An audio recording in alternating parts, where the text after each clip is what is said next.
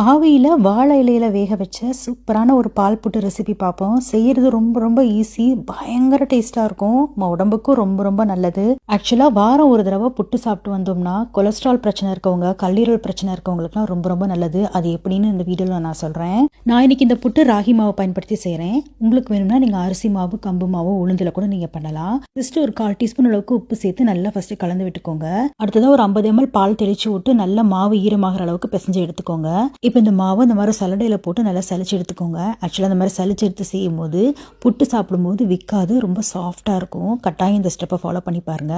அது மட்டும் இல்லாமல் இந்த புட்டு நான் கேரட்டை பயன்படுத்தி செய்ய போகிறேன். ரொம்ப டிஃப்ரெண்ட்டான மெத்தடில் செய்ய போகிறேன். அதனால கேரட் இந்த மாதிரி நல்லா துருவி எடுத்துக்கோங்க. அடுத்ததாக நெய் சேர்த்து இந்த கேரட்டை ஃபஸ்ட்டு நல்லா வறுத்து விட்டுக்கோங்க.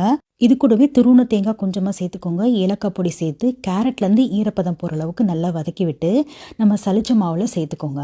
கேரட்லேருந்து ஈரப்பதம் போயிடணும் கம்ப்ளீட்டாக.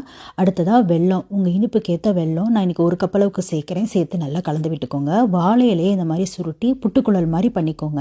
இந்த மாதிரி வாழை இலையில் போட்டு செய்யும்போது புட்டு நல்லா வாசனையாக இருக்கும், ரொம்ப சாஃப்டாக வரும். ஃபஸ்ட்டு துருவன தேங்காய், அதுக்கப்புறம் நம்ம புட்டு மாவு, திருப்பி தேங்காய் அப்படி லேயர் லேயராக போட்டு எடுத்து வச்சுக்கோங்க. எந்த பாத்திரத்தில் வேக வைக்க போகிறீங்களோ அதிலேயே செஞ்சு இந்த மாதிரி வேக வச்சு எடுத்து வச்சுக்கோங்க.